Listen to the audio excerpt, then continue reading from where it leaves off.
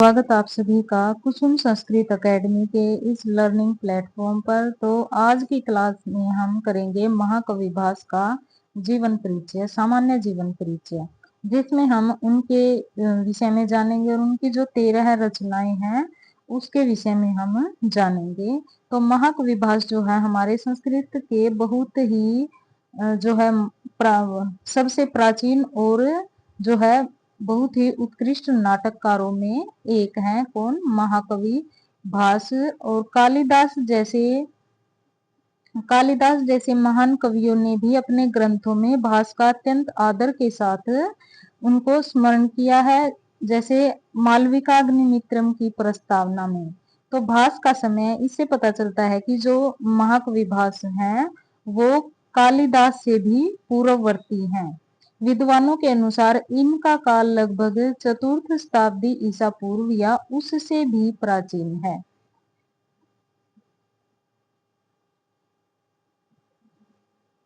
इनका पूरा नाम क्या था? पूरा नाम था महाकवि भास। और इनकी उपाधि क्या थी? तो उपाधि थी इनकी ज्वलन मित्र, अग्नि के समान तेजस्वी। ठीक है, ज्वलन मित्र होता है अग्नि के समान तेजस्वी। तो यह इनकी ज्वलन मित्र जो है इनकी उपाधि थी। और इनका समय जो है लगभग चौथी शताब्दी ईसा पूर्व माना जाता है, यानी कि कालिदास से पूर्ववर्ती। और धर्म कौन सा था इनका? तो धर्म था इनका वैष्णव धर्म। ठीक है, जो भगवान विष्णु के उपासक होते हैं वो होते हैं वैष्णव, और जो शिव के उपासक होते हैं वो होते हैं शैव। तो महाकवि भास जो है वो विष्णु के उपासक थे, इसलिए इनको वैष्णव कहा जाता है। और इनकी शैली जो है वैदर्भी है। ठीक है, इनकी शैली वैदर्भी है, जो कि सरल प्रसाद युक्त और ओजपूर्ण भाषा होती है।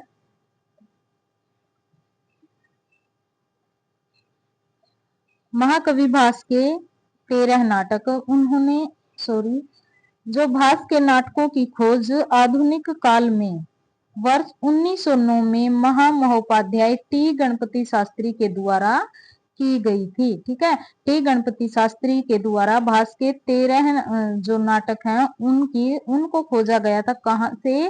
पद्मनाभपुरम, केरल राज्य में पद्मनाभपुरम के निकट मणलिक्र मठ से खोजे गए। ठीक है, और 19 तो ध्यान रखना कि 1913 में तो इन्होंने खोजा था इनको। ठीक है, कहां से?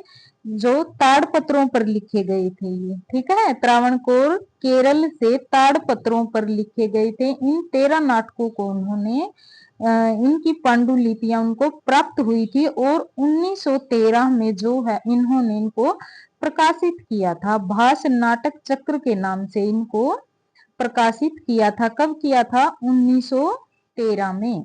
ध्यान रखना है कि 1913 में इनको भास नाटक चक्र के नाम से प्रकाशित किया था। तो इनके जो 13 नाटक हैं, 13 नाटकों को उनकी कथा वस्तु के मूल स्रोत के आधार पर 4 मुख्य श्रेणियों में विभाजित किया गया है। ठीक है, महाभारत कथामूलक, रामायण कथामूलक, उद्यान कथामूलक और लोक कथामूलक। ठीक है, इस प्रकार से 4 जो है कैटेगरी में इनको बांटा गया था। 4 प्रकार से बांटा गया था। तो रामायण पर आधारित जो नाटक हैं इनके 2 नाटक हैं। ठीक है, रामायण पर आधारित इनके 2 नाटक प्राप्त होते हैं, प्रतिमा नाटक और अभिषेक नाटक। प्रतिमा नाटक में 7 अंक हैं। ठीक है, प्रतिमा नाटक में 7 अंक हैं और अभिषेक नाटक में 6 अंक हैं। प्रतिमा नाटक में 7 अंक हैं और इसका आरंभ जो है राम के राज्याभिषेक से होता है। इसका शीर्षक जो है इसके तृतीय अंक पर आश्रित है, यानी कि जो तृतीय अंक है 7 अंकों में जो तीसरा अंक है उसी के आधार पर जो है नाटक का नाम प्रतिमा नाटक रखा गया। इसमें क्या होता है कि जब भरत अपने ननिहाल से लौटकर अयोध्या से बाहर बने प्रतिमा गृह में जाते हैं, तब अपने पूर्वजों की प्रतिमाओं के बीच पिता की प्रतिमा को देखकर शोकाकुल हो जाते हैं। तब प्रतिमा गृह का जो रक्षक होता है देवकुलिक नाम का, उनको जो है वो सारा वृतांत सुनाता है। यहीं से जो है भरत राम को वापस लेने के लिए चले जाते हैं। तो उसी आधार पर जो है इस नाटक का नाम प्रतिमा नाटक रखा गया। आगे है अभिषेक नाटक। अभिषेक नाटक में 6 अंक हैं। किष्किंधा कांड से लेकर राम के राज्याभिषेक तक की रामायण की कथा का नाटकीय रूपांतर इसमें किया गया है और इसमें जो है वीर रस है। ठीक है, अभिषेक नाटक में वीर रस होता है, यह भी आपको ध्यान रखना है। आगे है हमारे महाभारत पर आधारित नाटक। महाभारत पर आधारित कितने हैं, तो 7 नाटक जो है वो महाभारत पर आधारित हैं। ठीक है, ये 6 नहीं 7 नाटक होते हैं महाभारत पर आधारित। ठीक है, महाभारत पर जो है आधारित 7 नाटक होते हैं। मध्यम मध्यम व्यायोग। ठीक है, इसमें क्या होता है, 1 अंक होता है, इसलिए इसको एकांकी नाटक कहा जाता है। तो इसमें क्या होता है, इसमें भीम और उनके पुत्र घटोत्कच के मिलन की अत्यंत रोचक और कौतुकपूर्ण कथा इसमें मध्यम व्यायोग में होती है और इसमें भीम का जो है हिडिंबा से पुनर्मिलन का वर्णन भी प्राप्त होता है और अपने पुत्र को जो है घटोत्कच के हाथ से एक ब्राह्मण पुत्र को बचाने का इसमें वर्णन है। आगे है दूत वाक्यम। दूत वाक्यम, तो दूत वाक्यम यह भी जो है एकांकी नाटक है, ध्यान रखना है। क्वेश्चन यहाँ से भी बनता है कि नाम देकर आपसे पूछ लिया जाएगा कि इस नाटक में कितने अंक हैं। ठीक है, तो ये ध्यान रखना है कि दूत वाक्यम में जो है 1 अंक है, इसलिए एकांकी कहा जाता है। श्री कृष्ण का पांडवों के दूत के रूप में दुर्योधन की सभा में जाने और संधि प्रस्ताव रखने की इसमें कथा है। आगे है दूत घटोत्कच। दूत घटोत्कच यह भी एकांकी नाटक है। ठीक है, इसमें क्या है, इसमें अभिमन्यु की मृत्यु के पश्चात घटोत्कच का श्री कृष्ण के संदेश वाहक के रूप में धृतराष्ट्र के पास जाने का प्रसंग है। ठीक है, घटोत्कच का श्री कृष्ण के संदेश वाहक के रूप में, इसमें यह क्रूण रस प्रधान नाटक है। तो इसमें दूत घटोत्कच में जो है क्रूण रस है, क्रूण रस की इसमें प्रधानता है, इसलिए इसे क्रूण रस प्रधान नाटक कहा जाता है। और अभिमन्यु की मृत्यु के उपरांत जो है श्री कृष्ण के कहने पर जो है भीम पुत्र घटोत्कच दूत बनकर धृतराष्ट्र के पास जाता है और दुर्योधन उसका अपमान करके कहता है कि मैं इसका उत्तर रणभूमि में बाणों से दूंगा। ठीक है, तो ये इसका जो है सामान्य सा परिचय था। आगे है कर्णभारम। कर्णभारम भी जो है वो एकांकी नाटक है और इसमें जो है नायक कर्ण होता है। ठीक है, इसका नायक कर्ण होता है। अर्जुन से संग्राम के लिए जाता हुआ कर्ण अपने सारथी को परशुराम से मिले साप के विषय में बताता है। इसी समय इंद्र ब्राह्मण का वेश धारण कर कवच और कुंडल मांगने आता है। तो अतः कर्ण द्वारा इंद्र को कवच और कुंडल दान में देने का वर्णन इसमें किया गया है। आगे है उरुभंगम।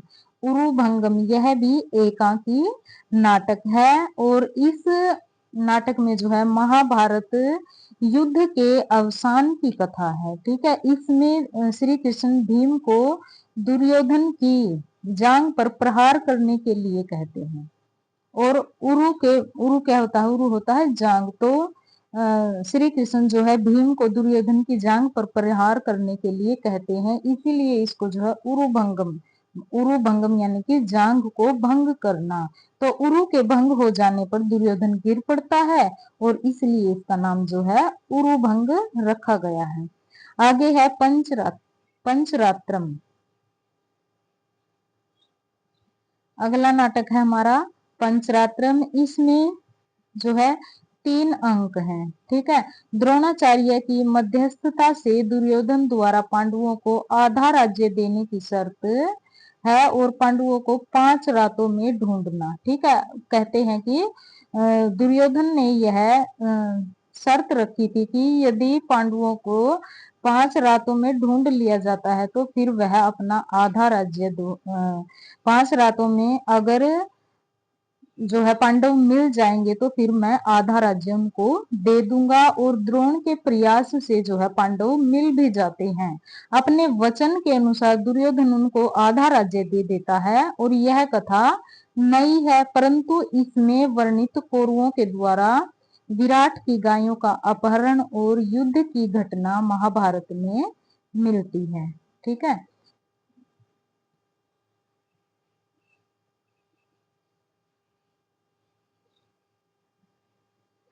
तो ये 6 नाटक हो गए। और जो है महाभारत पर आधारित हमारा 7वां नाटक है बाल चरितम। ठीक है। ये भी कर लेते हैं, ये इस पीडीएफ में नहीं दिया है तो हम कर लेते हैं इसको भी।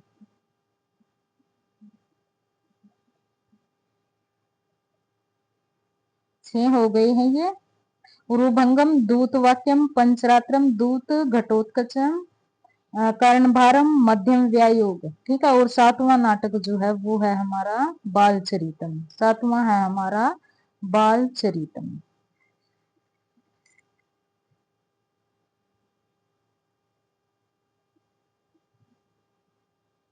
एक मिनट। 7वां नाटक है हमारा बाल चरितम।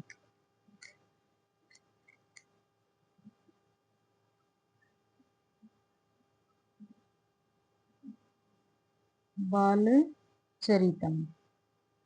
ठीक है। इसमें कितने, इसमें 5 अंक हैं। बाल चरितम में 5 अंक हैं। और यह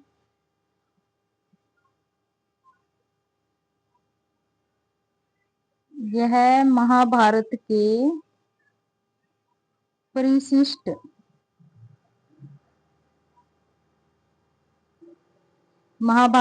परिशिष्ट परिशिष्ट क्या है महाभारत का? महाभारत का परिशिष्ट है हरिवंश पर्व। तो यह महाभारत के हरिवंश पर्व पर आश्रित है। ठीक है। यह महाभारत के हरिवंश पर्व पर आश्रित है। और इसमें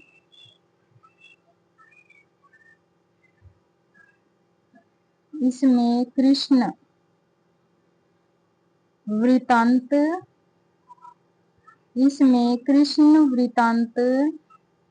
जन्म से लेकर, इसको आप लिख लीजिएगा। ठीक है। जन्म से लेकर कंस वध तक वर्णित है। ठीक है। जन्म से लेकर कंस वध तक वर्णित है।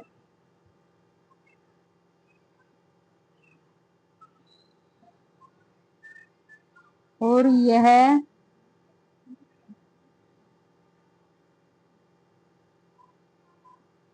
यह पूर्णतः नाटक की कोटि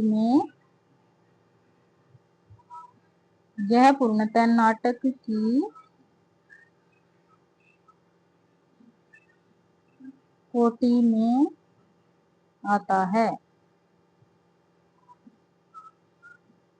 ठीक है। जैसे उरुभंगम हो गया तो उरुभंगम को हम रूपक भी कह देते हैं। ठीक है।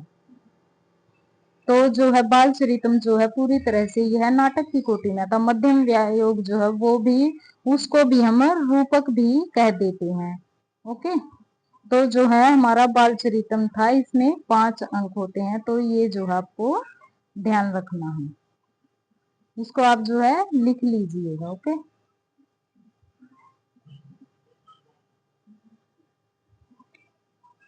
आगे करते हैं हम उद्यान कथा पर आधारित।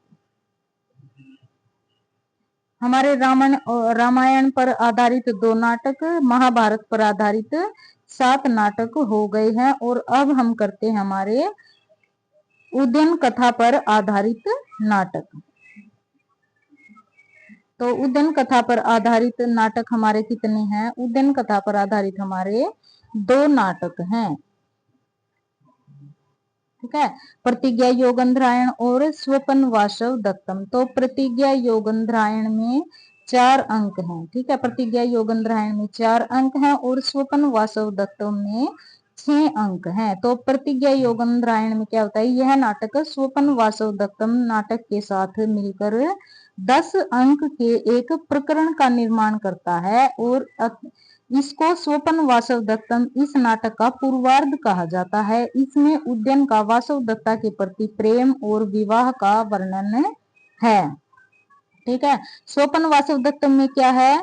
यह इस नाटक में 6 अंक हैं और यह नायक वत्सराज उद्यन धीर ललित इसमें जो है इसका नायक जो है उद्यन होता है और वह धीर ललित कोटि का नायक होता है। ठीक है, नायक 4 प्रकार की कोटि नायकों की बताई गई है: धीर, प्रशांत, धीर ललित, धीरोदात और धीरोदत्त। ठीक है, तो उद्यन जो है वह धीर ललित कोटि का नायक है और वासव दत्ता जो है स्वीकिया, मध्या, तो जो नायिका होती है वो 3 प्रकार की कोटि उनकी बताई गई है: मध्या, स्वीकिया मुग्धा और प्रोढ़ा। ठीक है, तो जो है वासव दत्ता जो वो स्वीकिया मध्या है और पद्मावती जो है वो स्वीकिया मुग्धा, ये 2 नायिकाएं इसमें हैं। ठीक है, ध्यान रखना है, क्वेश्चन यहाँ से भी बन जाता है। ठीक है, जो वासव दत्ता है वो स्वीकिया मध्या है और जो पद्मावती है वो स्वीकिया मुग्धा है। तो ये 2 नायिकाएं हैं इसमें। और इसमें मंत्री योगेंद्रायण वासव दत्ता को अग्नि में जलकर मर गई इस प्रवाद को जो है फैलाकर उद्यन का पद्मावती से विवाह कराता है और उद्यन के पुनः राज्य प्राप्ति का इसमें वर्णन है। जब अपने राज्य में आकर उद्यन वासव दत्ता के प्रेम में लीन हो जाता है तब उसका राज्य अरुणी छीन लेता है और उद्यन को फिर अपने राज्य के लावाणा ग्राम में शरण लेनी पड़ती है।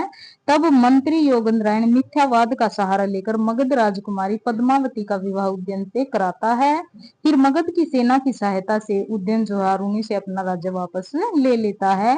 इस नाटक के 5वें अंक को स्वपन अंक के नाम से जानते हैं जो इसके शीर्षक का आधार है। ठीक है, जिसके आधार पर जो है स्वपन वासव दत्तम यह नाम जो है इसका रखा गया है। तो फिर है हमारे लोक कथा मूलक 2 नाटक। ठीक है, ये जो बाल चरितम है ये जो महाभारत पर ही आधारित है, यहाँ नहीं आएगा ये। ठीक है, तो ये यहाँ पर नहीं आएगा। ओके, ये महाभारत पर ही आधारित है, वो मैंने आपको लिखवा दिया है। ठीक है, ये महाभारत में ही लगा लीजिएगा। ठीक है, तो लोक कथा पर आधारित जो है वो 3 नहीं 2 नाटक होते हैं। ओके, 2 नाटक होते हैं, अविमारक और चारुदत्त। ठीक है, अविमारक में 6 अंक होते हैं और द्रिदर चारुदत्त। ठीक है, चारुदत्त में कितने होते हैं हमारे? इसमें 4 अंक होते हैं। ठीक है, इसमें 6 और इसमें 4 अंक होते हैं। तो अविमारक में क्या होता है? राजकुमार अविमारक और राजकुमारी कुरंगी के प्रणय और विवाह की काल्पनिक कथा है। और चारुदत्तम में क्या है? दरिद्र ब्राह्मण चारुदत्त और वसंत सेना नामक गणिका के निश्चल प्रेम की कथा है और यही आगे चलकर शूद्रक के मृच कटिकम का आधार बना। यानी कि जो शूद्रक ने जो मृच कटिकम की रचना की थी वो भास के चारुदत्तम पर ही की थी। दरिद्र चारुदत्तम इसी नाटक पर जो है की थी। तो इस प्रकार जो है ये भास के 13 नाटक हो जाते हैं।